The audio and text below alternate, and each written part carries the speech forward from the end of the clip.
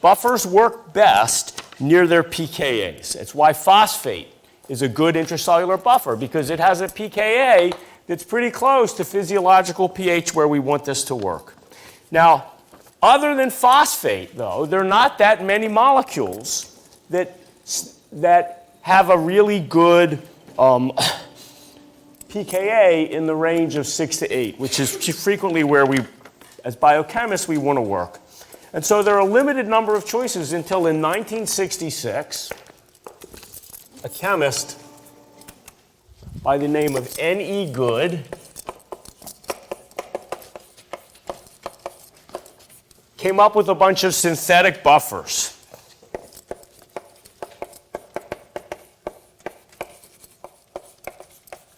And they are referred to today as good buffers. Not trying to be funny, that's really what they're called, good buffers. And I bet you some of you are familiar with an example of a good buffer. And the good buffer that I want to tell you about is a buffer that's typically called tris. How many people here have used tris? Of course, you've all used it. This stands for tris-hydroxymethyl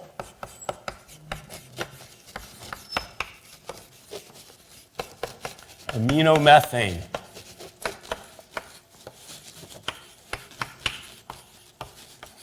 Okay?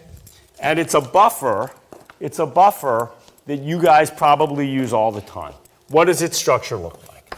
Well, it's got 3 hydroxymethyl groups, as you know from the name.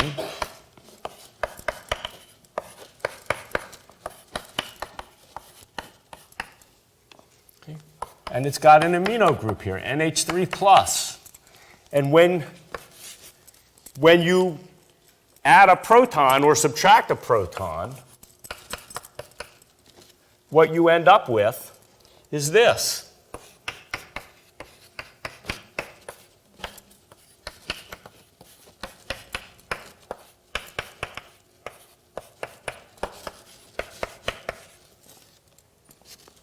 Okay. This is the acid. This is the base. Okay? And the pKa for this is about 8.1. Okay? Now, a couple points to make. I'd like you to notice that the pKa that we're working around here corresponds to the pKa of the amino group.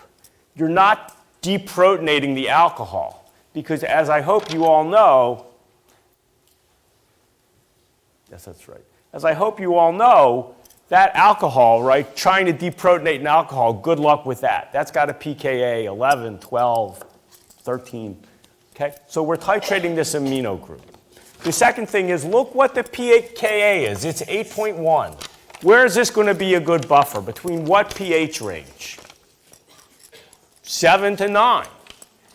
But I bet you, if you look at some experiments that are happening in labs you've worked in, maybe you're even guilty of this yourself. People are doing reactions at a pH of around 6 or 6.5, yet they're using tris, which is stupid, right?